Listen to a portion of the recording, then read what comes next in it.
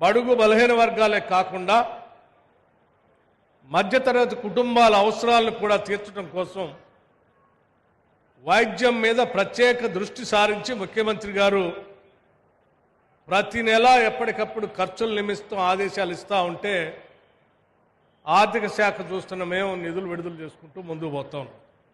మిగతా శాఖలకి సంబంధించిన నిధులు కొంత 1-2 రోజులు ఆలస్యమైనా ప్రజా ఆరోగ్యానికి సంబంధించిన నిధులు మాత్రం ఒక్కరోజు కూడా ఆలస్యం కావటానికి వీల్లేదని చెప్పి ఈ ప్రభుత్వం ఏర్పడిన దగ్గర నుంచి ప్రతి నెల టంచనగా నిధులు రిలీజ్ చేస్తూ వైద్య శాఖ పైన ప్రత్యేక దృష్టి సారించి ముందుకు పోతుందని చెప్పడానికి నేను చాలా సంతోషిస్తా ఉన్నాను. గ్రామీణ ప్రాంతం నుంచి వచ్చినటువంటి వ్యక్తిగా ప్రభుత్వ వైద్యశాలల్లో వైద్యాలు చేపించుకునేటువంటి ప్రజల కష్టసుఖాలు తెలిసినటువంటి వ్యక్తిగా ఈ ప్రభుత్వం చేస్తున్నటువంటి నిర్ణయాల్ని నిజంగా పేద ప్రజలు, మధ్యతరగతి కుటుంబాలు, గ్రామీణ ప్రాంత ప్రజలందరూ కూడా మనస్ఫూర్తిగా ఆహ్వానించడమే కాకుండా అభినందించాల్సినటువంటి అవసరం కూడా ఉందని నేను చాలా స్పష్టంగా భావిస్తూ ఉన్నాను. ఎందుకనంటే ఆయా కుటుంబాల్లో ఏదైనా అనారోగ్యానికి గురైతే వైద్యం చేపిస్తే బతుకుతాడని తెలిసి కూడా చేపించలేనటువంటి స్తోమత వాళ్ళకి అనుకూలించకపోవటం వల్ల ఆ చెట్టుకో పుట్టకో దండం పెడుతూ ఆ దేవుడు నువ్వే రక్షించాలని నేను వైద్యం చేపించలేకపోతా ఉన్నాను, చేపిస్తే బతుకుతాడని తెలిసి కానీ నా దగ్గర ఆర్థిక సదుపాయం లేదని చెప్పి ఆ చెట్టుకో పుట్టకో దండం పెట్టేటువంటి పరిస్థితుల నుంచి ఏం ఇబ్బంది పడాల్సిన అవసరం లేదు. సంవత్సరానికి 10 లక్షల రూపాయల వరకు అయినా సరే, ఖర్చు అయినా సరే రాజీవ్ ఆరోగ్యశ్రీ ద్వారా మేము వైద్యం చేసి నేను బతికించుకోగలం అనే నమ్మకాన్ని ఈ రాష్ట్ర ప్రభుత్వం అధికారంలోకి రాగానే 10 లక్షల వరకు రాజీవ్ ఆరోగ్యశ్రీ కార్యక్రమాన్ని పెంచి అమలు చేస్తూ ముందుకు పోతా ఉన్నాం. అందుకే ఈరోజు రాష్ట్రంలో ఉన్నటువంటి పేద మధ్యతరగతి కుటుంబాలకు సంబంధించినటువంటి వాళ్ళందరూ కూడా చాలా సంతోషంగా, ధైర్యంగా కూడా జీవించగలుగుతూ ఉన్నారు. దాని తోడు ప్రభుత్వానికి సంబంధించినటువంటి ఆసుపత్రులన్నింటినీ కూడా ఎక్విప్మెంట్ బాగా ఇచ్చి, మందులు టెన్షన్గా ఇచ్చి, అక్కడ పనిచేస్తున్నటువంటి వైద్యులకు జీతాలు ఇచ్చి, పనిచేస్తున్నటువంటి పోస్ట్ గ్రాడ్యుయేట్ స్టూడెంట్స్కి స్టైఫండ్ కూడా ఇస్తూ ఈ ప్రభుత్వం వైద్యం మీద ప్రత్యేక దృష్టి సారించి ముందుకు పోతుంది అని చెప్పడానికి సంతోషించడే కాదు, గర్విస్తా ఉన్నాం. ఈరోజు ఒక్కటేసారి దాదాపు 250 అంబులెన్స్లు ఫ్లాగ్ ఆఫ్ చేసి రాష్ట్ర అవసరాల కోసం ఈరోజు ముఖ్యమంత్రి గారు ఫ్లాగ్ ఆఫ్ చేసి పంపించారు. గత 10 ఏళ్ళు ఆరోగ్యశ్రీని పట్టించుకోలే, ప్రభుత్వ దవాఖానాలను పట్టించుకోలే, మందుల బిల్లులను పట్టించుకోలే, హాస్పిటల్లో రిక్రూట్మెంట్ చేయలే, డాక్టర్ రిక్రూట్మెంట్ గురించి ఆలోచన చేయలే, నర్సింగ్ స్టాఫ్ గురించి ఆలోచన చేయలేదు.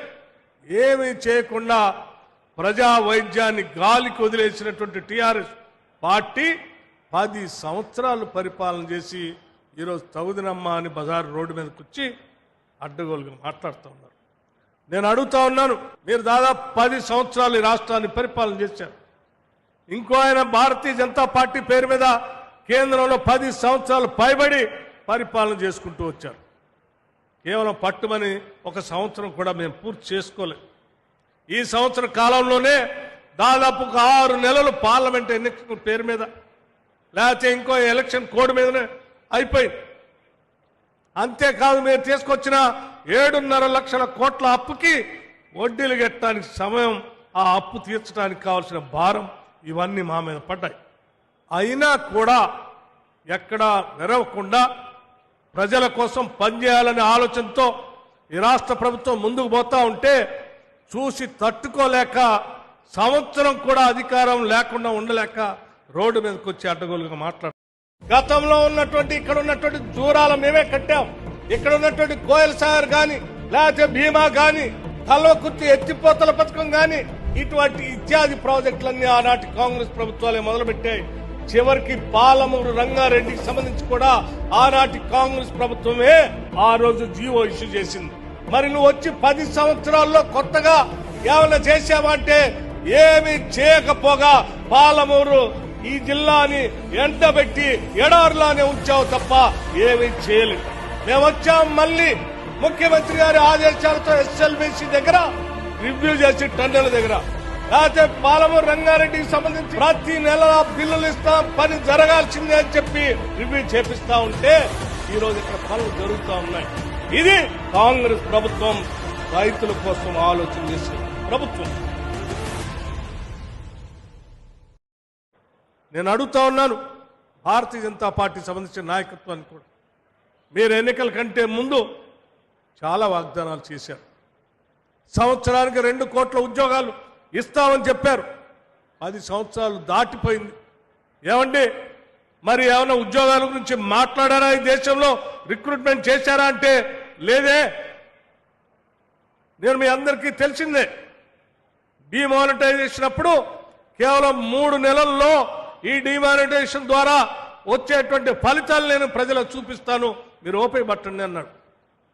3 నెలల తర్వాత మీకు ఫేక్ నోట్స్ చూపిస్తా అన్నాడు, లేకపోతే దొంగ నోట్లు ఎంత వస్తాయో చూపిస్తా అన్నాడు. 10 సంవత్సరాలు కావస్తా ఉంది. అది ఆ ఫేక్ నోట్స్ ఎటుపోయినాయో తెలియదు, దొంగ నోట్లు ఎటుపోయినాయో తెలియదు.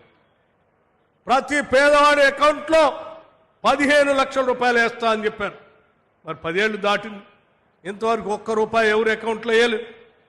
ఇటువంటి రకరకాలైన మీరు ప్రమాణాలు చేసి ఎన్నికల్లో గెలిచి 10 సంవత్సరాలు దాటినా ఒక్కటి కూడా చేయనటువంటి భారతీయ జనతా పార్టీకి సంబంధించిన నాయకత్వం ఈరోజు రోడ్డు మీదకి వచ్చి మీరు సంవత్సర కాలం కింద కొన్ని వాగ్దానాలు చేశారు, ఆ 6 గ్యారంటీలు అమలు చేయట్లేదు, మీరు తొందరగా చేయాలా, నిలదీస్తామని అడుగుతున్నారు. ఏం చేయలేదా మేము? 200 యూనిట్లు ఉచిత కరెంటు మేము ఇస్తామని చెప్పాం, ఈరోజు ఇస్తా ఉన్నాం. 500 రూపాయల గ్యాస్ సిలిండర్కే ఇస్తామని చెప్పాం, ఈరోజు ఇస్తా ఉన్నాం. రైతులందరికీ కూడా 2 లక్షల లోపల రుణమాఫీ చేస్తామని చెప్పాం. మీరు ఒక్కసారి ఆలోచన చేయండి. ఈ దేశంలో ఎక్కడ కూడా స్వాతంత్రం వచ్చిన తర్వాత ఇప్పటి వరకు ఏ రాష్ట్రంలో కూడా కేవలం 1 సంవత్సర కాల పరిధిలో 21,000 కోట్ల రూపాయల్ని రుణమాఫీ పేరు మీద నేరుగా క్యాష్ ని రైతుల అకౌంట్లోకి ట్రాన్స్ఫర్ చేసినటువంటి ప్రభుత్వం ఈ దేశంలో ఎక్కడా లేదు. అది కేవలం ఈనాడు ఈ రాష్ట్రాన్ని పరిపాలన చేస్తున్నటువంటి ఇందిరమ్మ ప్రభుత్వం, రేవంత్ రెడ్డి గారి నాయకత్వంలో ఉన్నటువంటి ముఖ్యమంత్రిగా ఈ రాష్ట్ర మంత్రి మండలి మొత్తం కూడా నిర్ణయం తీసుకొని మనం మాటిచ్చాం, మాట తప్పకూడదని చెప్పి ఎన్ని ఇబ్బందులున్నా 21,000 కోట్ల రూపాయల్ని రైతులకు రుణమాఫీ కింద ఇచ్చాం.